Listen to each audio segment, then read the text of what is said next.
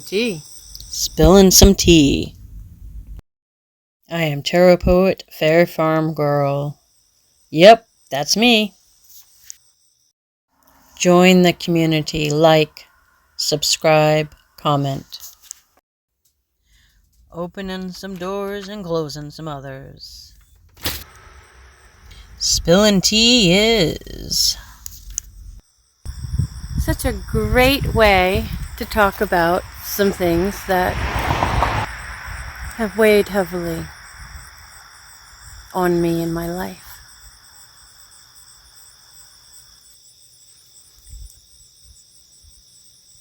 I am spilling some tea underneath my wonderful apple tree. And here it goes.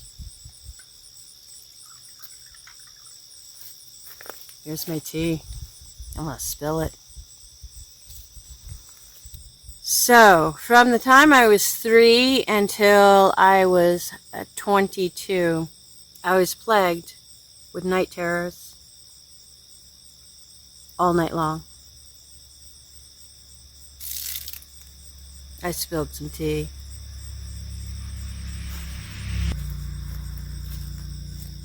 Felt real. More tea I spilled. It was the same night terror every night on repeat. I spilled some more tea. And it went like this. I'd fall asleep. And these hands would wake me up. Only I couldn't move. I was strapped down on a table. It was terrifying. I would plead and cry to be let go. And then this giant spider, from my perception and perspective and my visual language, it looked like a spider. A ginormous spider, like the size of a Volkswagen Bug, would descend from the ceiling down onto me.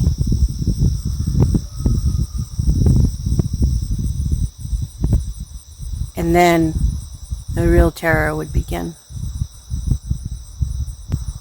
This spider would use its proboscis, or its mouth, to grip onto my light body. It was like soul level pain. And it would feed on my terror. I spilled some more tea. This happened every night by the time I was 3. The thing is, the spider didn't go away on its own.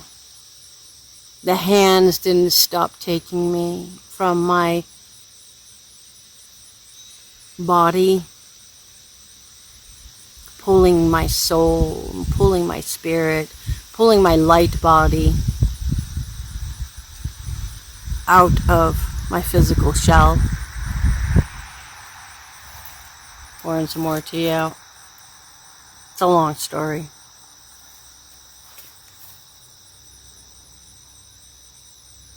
I had searched for answers from the time I was 12. I would go to the public library in my town, my little tiny town, and I would look at books. I found a book by Kahlil Gibran, and I read his poetry, and I found clues. And then I read Rumi, which I found in a dusty corner of my school library. What was Rumi doing there? I don't know. I was in the 6th grade. starting to read Rumi. It was in my little town school of 100 kids. Library, Rumi. And I got some answers on personal sovereignty. From the sutras, from Rumi, I learned I have personal sovereignty and I am a soul. The living source intelligence is within my heart, aka the beloved God, living source, the indwelling Christos, the soul spark, inner divinity, love. I grew up in a household where dissent was harshly punished. We had to toe the line, you see. I grew up in poverty. And when you are not following directions, when you are in poverty, and everything depends on you falling into line and doing your part, everyone suffers. So you see, I learned at an early age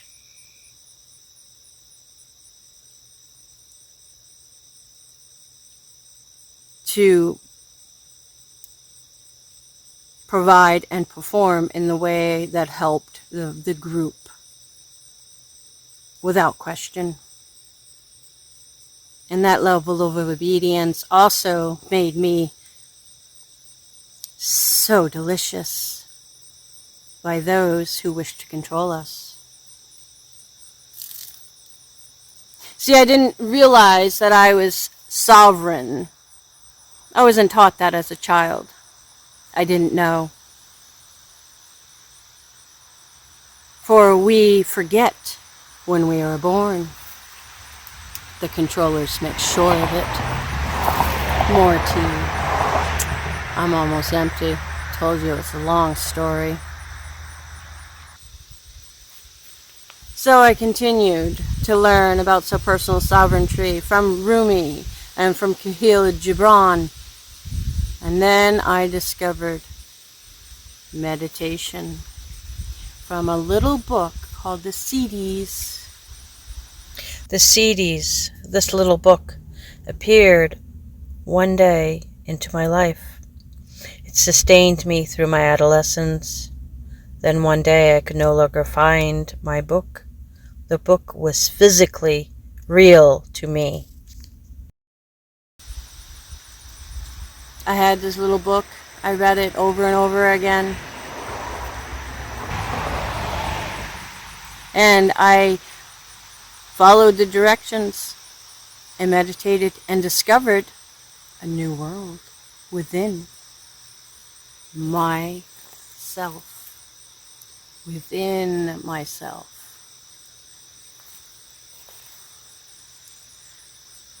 The portal is by way and through the heart beyond the heart. That was expressed by the CDs. The portal is within the heart, beyond the heart, within the heart. This little book was so thin, but so packed with information. It was a living book.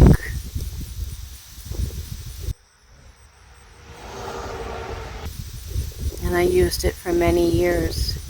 It brought me comfort in times of great travail. And yet I survived. Why is that?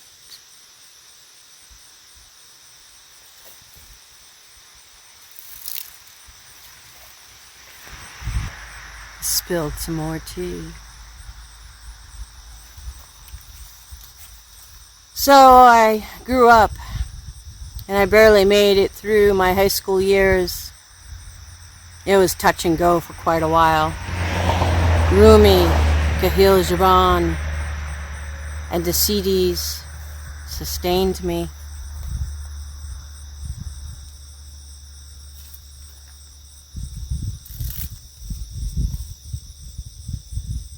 The sun has come out and created such shadows upon my face from this beautiful tree.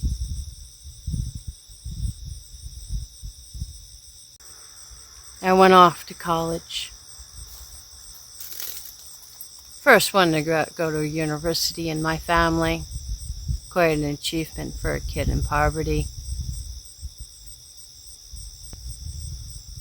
So I went off to university, and I had a library all of a sudden that was available to my fingertips. And I started learning so many things. Spilling some tea.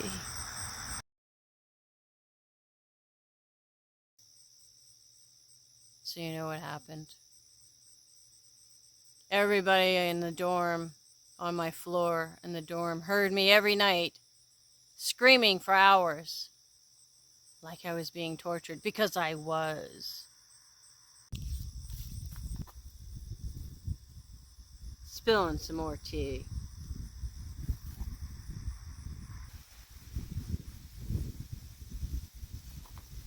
The wind hears me. I decided to major in history, so I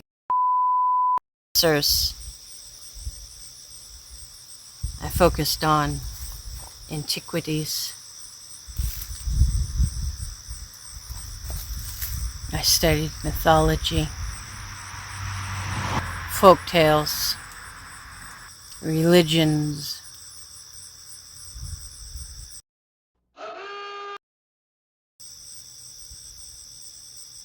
I studied.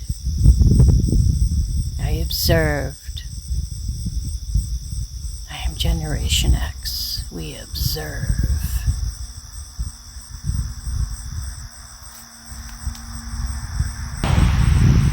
I started to figure out some things. And one of the things that I figured out was dreaming is another layer to reality. Dreaming is another layer of reality. On another plane of existence, I was being tortured.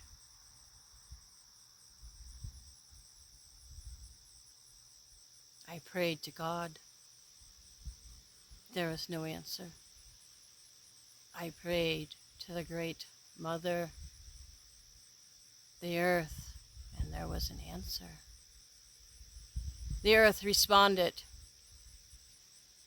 Dreams were sent to me of what to do next.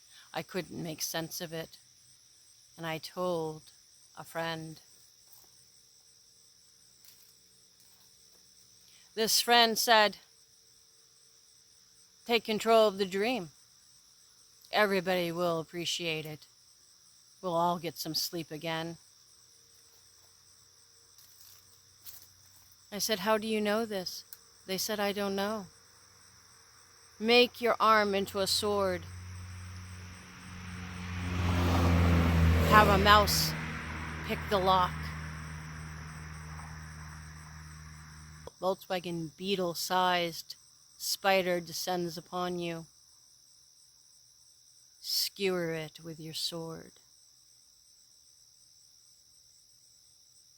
And then behead all of those who the hands are attached to, who are watching the watchers.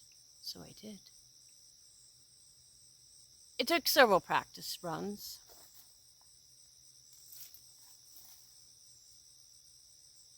A couple of times I almost got away, and then they caught me again. I was punished and chastised for my disobedience. Weird marks showed up on my arms. And then one day, one night, one day, I spent all day long in meditation, rehearsing my dream.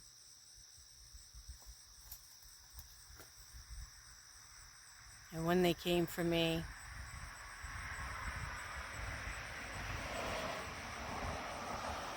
those who wished to control me, who fed upon my energy, and they came for me.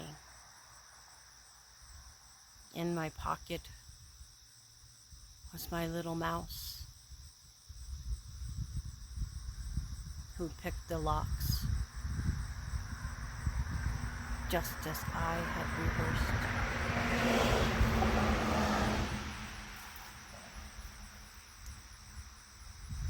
And I breathed in as the bindings released. I breathed in, and I commanded my arms to be swords, the size of titans, and they were. Because it is a dreamscape. It is a lair to reality. But the dreamer creates the dream. With practice, one becomes the dreamer in control of the dream. This is how the controllers are banished from the dreamscape. I am a sovereign soul. I am a sovereign soul.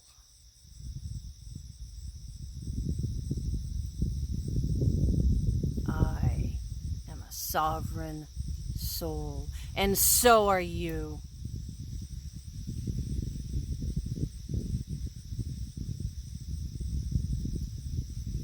I laid waste to the spider, the size of a Volkswagen Beetle. I laid waste to those who watched. I laid waste to the table. And I rescued myself through the door that wouldn't open. I opened it like a can.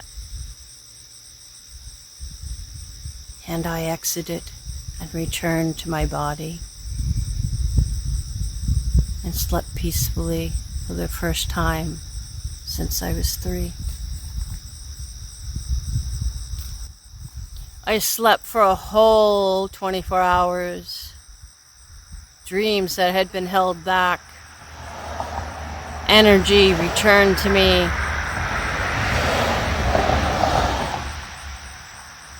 Everybody said, "You're different, more intense, more powerful, more."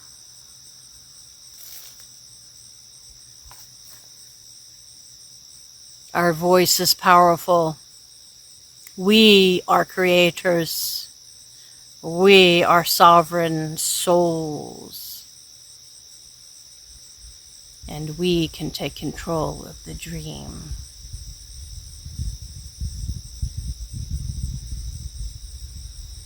This is the sacred spiral that we are on. The spiral is a sacred form, a sacred sigil.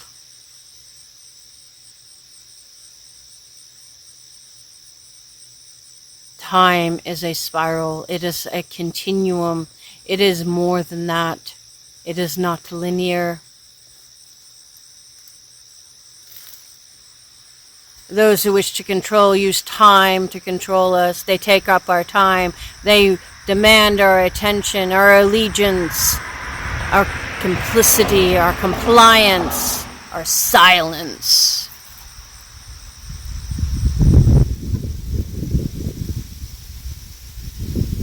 No, I will not be silent any longer, and neither are you.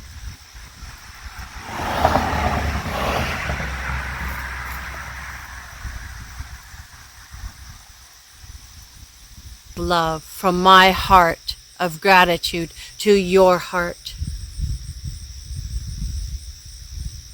Blessed ones,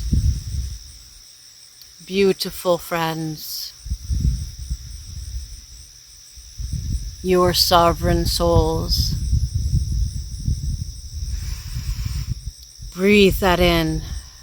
Claim it. The answers are there. You have to look in many spaces and places to find the answers and to piece it together, but you can do this. I believe in you, just as I did so with books. It's so much easier with Google. Some books I had to order and wait a long time for. They came via snail mail, which was fast mail back in the day, so long ago. So I've spilt the tea.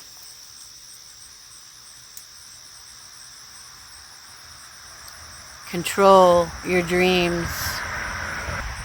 Learn about lucid dreaming, being the dreamer, dreaming the dream, the sacred dream, the sacred spiral. Ground to the earth daily. I bless you with love from my heart of gratitude to your hearts. Thank you for hanging with me while I spilled some tea. Good thing I like tea. There's more to come.